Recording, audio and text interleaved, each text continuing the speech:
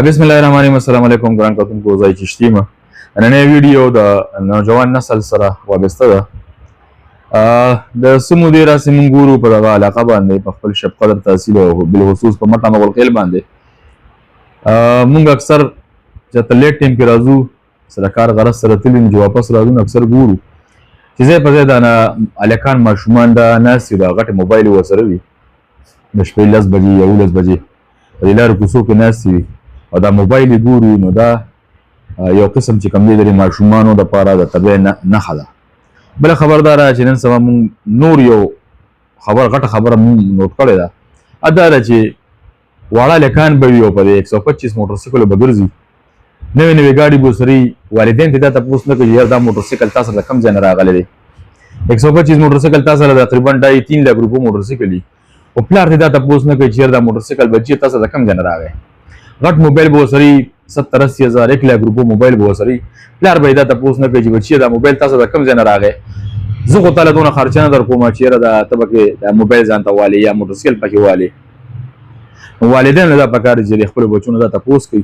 یو خبره خو دغه ده. بله خبر دا دی چې ځای په ځای مونږ ګورو دا ماشومان کمومره ماشومان دي په موټرسایکل باندې چې کوم دی دا تیز رفتاري کوي، بیا اخره کې بیا په موبایلو باندې دي تصویرونه هم شیر کېږي او مختلف قسم ګانې ورسره لګولي او والدین بیا جاړي جړه فریاد کوي. د دې نه مخکې دا ده چې وروسته افسوس کوي، د دې نه مخکې دا دغه وکړي چې د خپلو بچو باندې مخکې نه کنټرول راولي چې وروسته دا مسلې درته نه وي.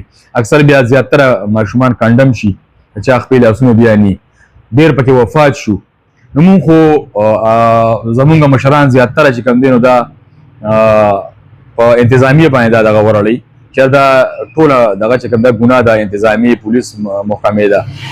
خو کم از کم زمونږ د والدینو هم څه حقوق دي، څه حق دی چې هغه په خپلو بچو باندې نظر وساتي، د بچو د تعلیمو د بچو د مستقبل سوچ وکړي او د دې نه دا معلومات کوي چې بچی تا سره دا پیسې د کوم ځای نه راغلې، تا سره دا موټرسایکل د کوم ځای نه راغی، تا سره دا موبایل د کوم ځای نه راغی. زما خو دونه وس دس نشته، ما تاله دا شی نه دی غوښتلی، تاله د کوم ځای نه دا شی نه راغلی. نو پکار دی چې مونږ په دې باندې فوکس وکړو، د خپلو بچو د تربیت سوچ وکړو او عمده سوچ وکړو چې زما بچی چا سره کینی پاسي. نن سبا حالات ډېر زیات خراب دي. موږ اکثر ګورو دا ماشومان مختلف غوندې ګروپونه جوړ شوي دي ځای په ځای باندې، واړه واړه هلکان دي او تمانچې به ورسره وي، ټوپکې به ورسره وي. په سوشل میډیا موږ ګورو اکثر زیاتره دښمنۍ چې کوم دي نو په دغه باندې جوړې شوي دي، ټیک ټاک باندې. نن سبا ټیک ټاک چې کوم دی عام دی، په ټیک ټاک کې یو بل ته به ګوتې خوځوي، کنځلې به کوي. نو دا فساد چې کوم دی نن سبا دا موبایل دی. نو مهرباني وکړئ ټولو والدینو ته زما خواست دی، درخواست دی، عاجزانه درخواست مې دی چې مهرباني وکړئ پر خپلو بچو باندې نظر ساتئ، د خپلو بچو نه تپوس کوئ چې بچیه ناوخته راغلی چېرته تللی وې، تاسو څه کول، ستا دا موبایل در کوم ځای نه راغلی دی، موټرسایکل تا سره دی، دا د کوم ځای نه راغلی دی. نو که تاسو چېرې په خپلو بچو باندې نظر ساتئ نو انشاءالله تاسو ته به راتلونکي وخت ستا د بچي مستقبل به ښه وي. ډېره مننه.